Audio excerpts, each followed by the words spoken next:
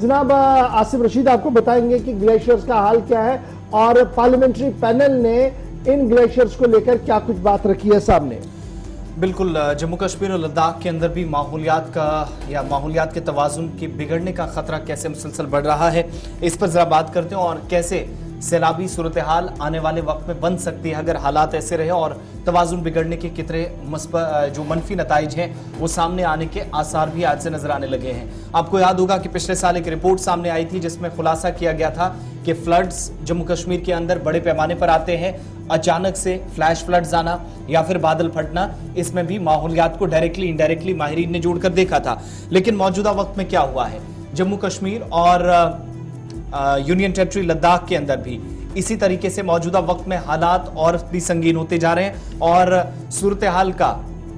जायजा लेते हुए, हसासियत को समझते हुए पार्लियामेंट्री कमेटी जो है, पार्लियामानी कमेटी के जिम्मेदारान ने लद्दाख और जम्मू कश्मीर की इंतजामिया से फौरी तौर पर इकदामात उठाने की जरूरत पर जोर दिया है ताकि किसी भी तरीके से खतरनाक सूरत हाल से बचा जाए। और मुसलसल मनफी असरात से हालात इसलिए भी संगीन हो रहे हैं, माहिरीन का यह मानना है या पार्लियामानी कमेटी ने भी इस पॉइंट पर मुफस्सिल रोशनी डाली है कि जम्मू कश्मीर और लद्दाख हुकाम को हिदायत देना वक्त की इसलिए भी जरूरत है क्योंकि माहौलियाती तबाही मुस्तकबिल में हो सकती है जिसकी तरफ इस वक्त भी बढ़ रहे हैं। अब आप देखेंगे मिनिस्ट्री फॉर होम अफेयर्स की जो पार्लियामेंट्री कमेटी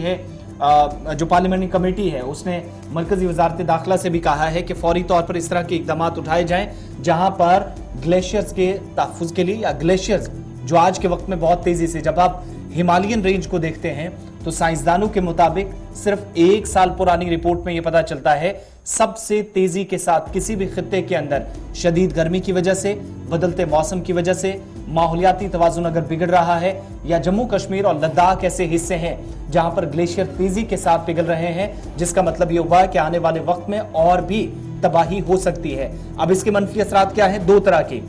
काश्तकारी पर बराह रास्त इसका असर पड़ेगा, नंबर 1। दूसरा, जम्मू कश्मीर के अंदर जो खासतौर से जो पानी इस वक्त कहा जाता है कि जम्मू कश्मीर के इस खित्ते में या हिमालयन रेंज में सबसे ज्यादा और लद्दाख के ऊपरी हिस्सों से जम्मू कश्मीर के मुख्तलिफ अजला तक आप देखते हैं तो इसके असरात उन इलाकों में देखे जाएंगे जहां पर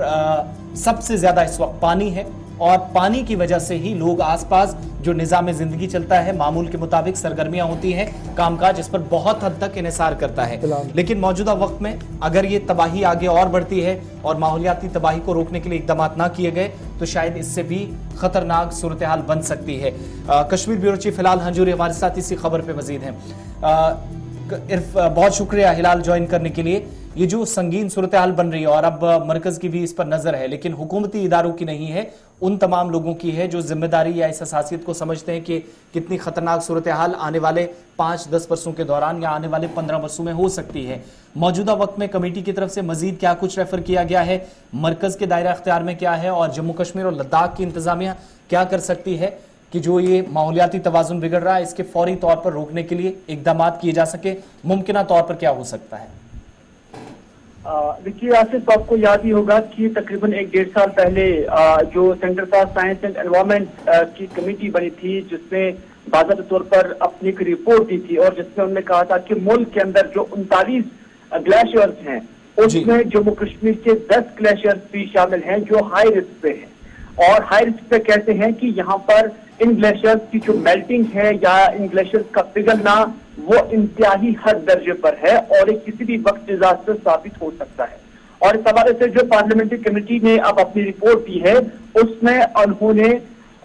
जो सरकार है, वक्त का जो निजाम है, उससे होश के नाखून लेने की बात कही है। और इन अदर वर्ड्स ये भी कहा जा सकता है कि उन्होंने जो मौजूदा डिस्पेंसेशन है उनसे कहा है कि तमाम स्टेक होल्डर्स को ऑन बोर्ड लेकर जो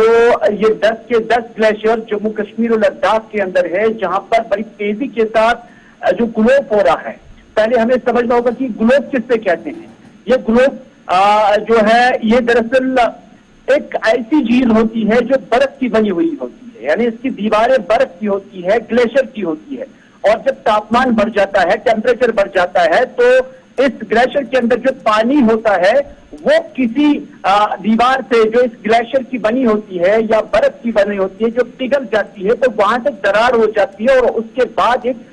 सैलाब नुमा सूरत हाल जो है इख्तियार कर जाती है। क्योंकि फिर यहाँ से वो पानी ही नहीं निकलता है बल्कि चट्टानें खिसक आती हैं, बोल्डर्स निकल आते हैं, मिट्टी आ जाती है, रेत आ जाती है, बजरी आ जाती है और उसके साथ जो अपने पेड़ पौधे जो कुछ भी जहां जहां से भी वो पानी गुजरता है तो एक सैलाबी कैफियत जो है पैदा करता है। और उसके साथ साथ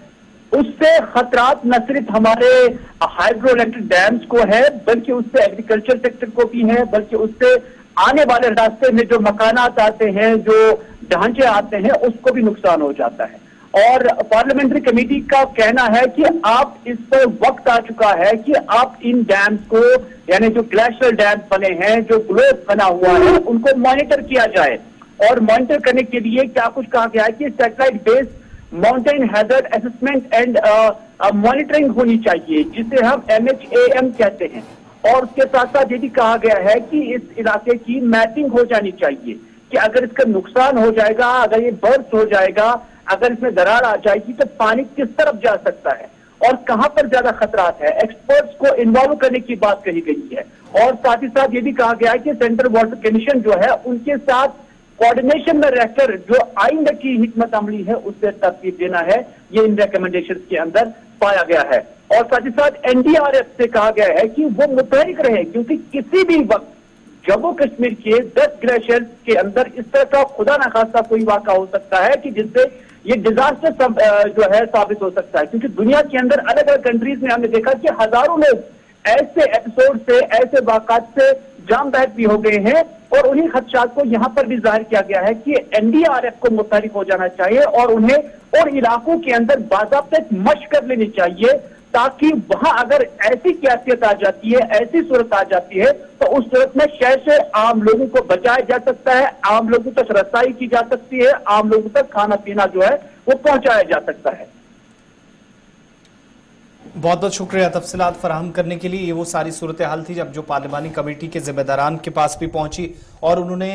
इस हसासियत को समझते हुए कि आइंदा 10-15 वर्षों के दौरान सूरत हाल क्या है। और जब आप 40 के करीब ग्लेशियर्स की बात करते हैं, मुसलसल रिपोर्ट्स आए और इसकी ताज़ा मिसाल हमारे सामने उत्तराखंड है। वो वाकया नहीं भूला जा सकता जब अचानक ग्लेशियर टूटा और उसकी जद में एक बड़ा इलाका आया, कितने मजदूरों की, कितने लोगों की जान चली गई और फिर उसके बाद सरकारी अखराजात कितने आए। पुराना मंसूबा